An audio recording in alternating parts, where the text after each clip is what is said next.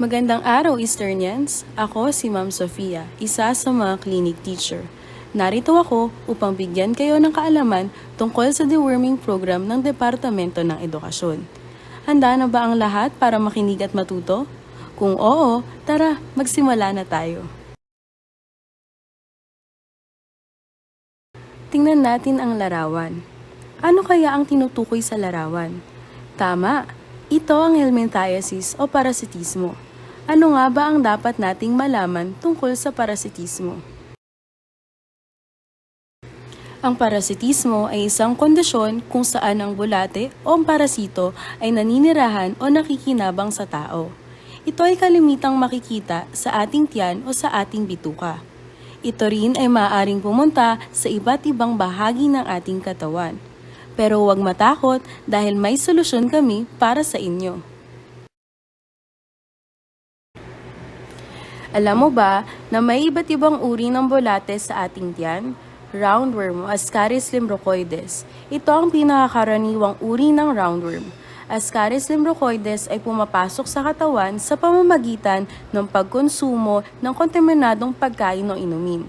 Nakaraniwan sa mga lugar na walang wastong sanitasyon. Ang mga uod na ito ay lumalaki ng 15 hanggang 35 sentimetro ang haba at maaaring lumitaw sa mga dumi. Sa pangkalahatan, ang impeksyon ay hindi nagiging sanhi ng mga sintomas.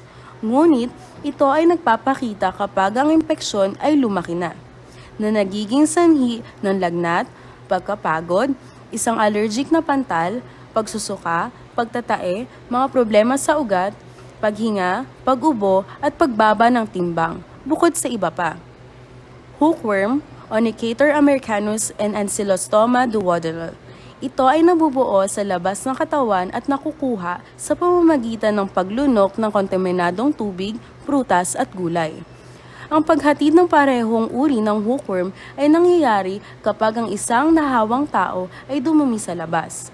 Kung ang dumi ng tao ay ginamit bilang pataba sa lupa, pagkatapos ay ang ibang tao ay naglakad na nakayapak sa lupang iyon. Ang mga parasito ay maaaring tumagos sa balat ng tao sa pamamagitan ng mga paa. Ang impeksyon sa hookworm na malubhang sintomas ay kinabibilangan ng mga pananakit ng tiyan, pagduduwal, anemia, pagtatae at panghihina. Whipworm o Trichorius trichoria. Ito ay nakatira sa malaking bituka. Ang kanilang mga itlog ay naipapasa sa mga dumi at paghahatid ay nangyayaring pagkatapos ng paglunok ng mga itlog sa pamamagitan ng kontaminadong mga kamay o pagkain tulad ng hindi paghuhugas ng mga gulay at prutas.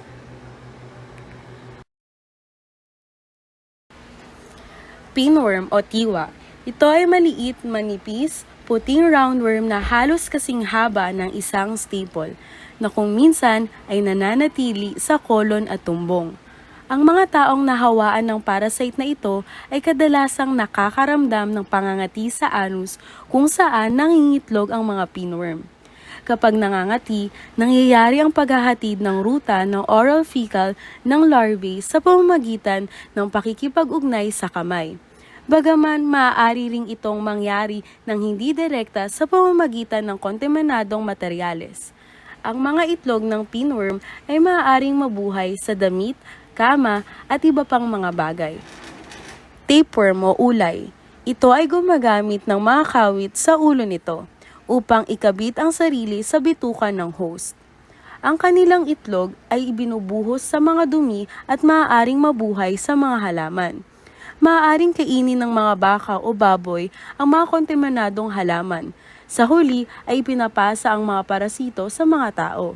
Ang mga uod na ito ay maaari ding maipasa sa pamamagitan ng pagkonsumo ng undercooked beef o baboy.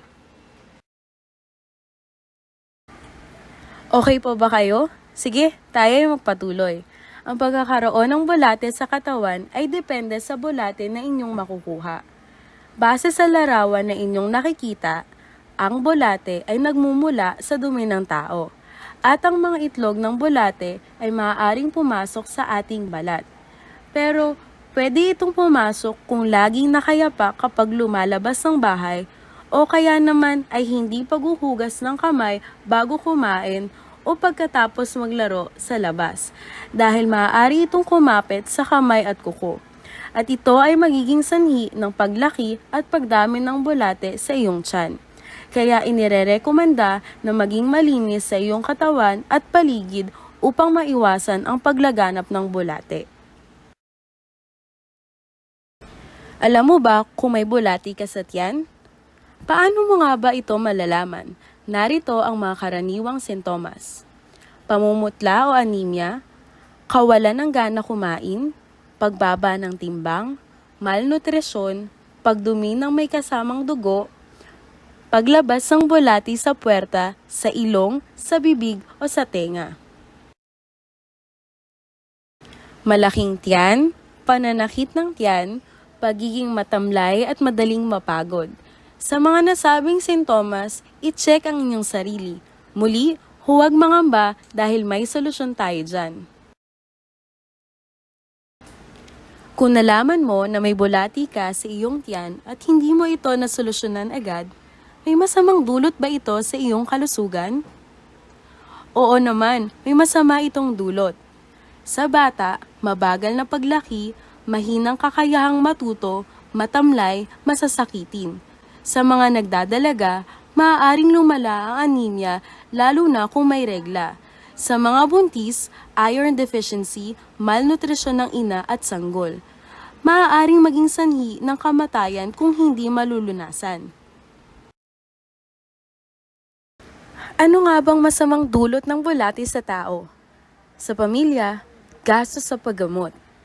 Sa barangay o komunidad, makakahawa sa iba, mas maraming maaaring magkaroon ng bulati sa tiyan. Ano ang solusyon para maiwasan ang bulati sa tiyan? Una, uminom ng pampurga. Maghugas ng kamay bago kumain at pagkatapos gumamit ng palikuran. Uminom ng malinis na tubig, hugasang mabuti ang pagkain bago kainin, at lutuing mabuti ang pagkain. Paano maiiwasan o masusugpo ang bulati sa tiyan? Una, dumumi sa palikuran. Pangalawa, magsuot ng tsinelas o sapatos. Pangatlo, panatilihing malinis ang kuko. At pang-apat, maglinis ng kapaligiran. Matapos kayong bigyan linaw kung ano ang iba't ibang uri ng bulate na inyong makukuha sa hindi malinis na katawan at kapaligiran, sintomas at masamang dulot nito sa ating katawan, ang isa sa mga solusyon na maaaring gawin ay ang paggamit at pag-inom ng deworming tablet. Pero huwag mangamba, safe ito. Bigyan paliwanag natin, ano nga ba ang deworming tablet? Ang deworming tablet na nire-rekomenda ng DOH ay albendazole 400 mg flavored tablet at mebendazole 500 mg chewable flavored tablet. Ano ang mga precautionary measures sa pagsasagawa ng mass deworming? Hindi pinahihintulutan na purgahin ang bata kung sila ay may malubhang sakit, may lagnat, nakakaranas ng pananakit ng tiyan, nakakaranas ng pagtatai, at nakakaranas na ng allergy ng inumin ng pampurga. Ang mga tabletang pampurga ay nagtatanggal ng mga bulate sa katawan ng isang tao. Ang gamot na ito ay tinatawag na albendazole o mebendazole. Pareho silang gumagana sa pamamagitan ng pagtigil sa paggalaw ng bulate na nauuwi sa kanilang kamatayan. Dahil hindi na makakagalaw ang mga bulate, hindi totoo na magdudulot ang gamot ng paglabas ng mga bulate mula sa bibig at ilong ng mga bata. Ang mga bulate ay nilulusaw ng pampurga at sumasama sa dumi. Ang gamot ay sa anyong tabletang maaaring nguyain at ligtas ito para sa lahat ng mga bata na may edad na higit sa 1 taon. Ang albendazole at mebendazole ay karaniwang ligtas na inumin para sa mga bata na walang bulati sa kanilang katawan. Ang hindi kanais-nais na epekto ng pag-inom ng gamot ay bihirang mangyari at karaniwang dulot ito ng mga patay na bulati sa katawan ng tao. Kung sakaling mangyari ang mga ito, ang maaaring epekto ay karaniwang pamamaga ng tiyan, sakit ng ulo at pagduduwal. Maaari itong maagapan sa pamamagitan ng pagpapahinga ng ilang oras at pagbibigay ng tubig. Tulad ng ibang uri ng gamot, maaaring magkaroon ng mga allergy tulad ng pamamantal at pangangati ng balat. Ito ay maaaring gamutin sa pamamagitan ng pag-inom ng gamot laban sa allergy. Napakahusay nito at kailangan lamang ng isang tableta anuman ang timbang ng bata. Gayunpaman, hanggang sa ang mga tao ay magpatuloy sa pagdumi sa mga pampublikong lugar, madali pa ding ma-infect ang mga bata. Kaya't inirerekomenda ng Kagawaran ng Kalusugan na ang mga bata sa paaralan ay dapat purgahin ng 2 beses sa isang taon. Tandaan, mga gamot ay inumin, bulati ay puksain. Makiisa sa deworming dahil gamot ay ligtas, mabisa at libre. Maraming salamat sa inyong pakikinig. Mahal naming Easternians. Kung may agam-agam pa rin kayo sa pag-inom ng deworming tablet, narito ang isa sa mga medical practitioner, Dr. Cesar Pahuyo, Medical Officer 3 ng City Schools Division of Bacoor upang magpatunay na ang deworming tablet ay mabisa at ligtas. Ang mga mag-aaral na mayroong mga bulate ay nagkakaroon ng kakulangan sa mga sustansya. Ito ay nagdudulot ng kahinaan at pagkapagod ng mga bata, ng hindi maayos na pag-unlad ng utak at katawan, na siyang nagiging dahilan ng mababang performance sa paaralan.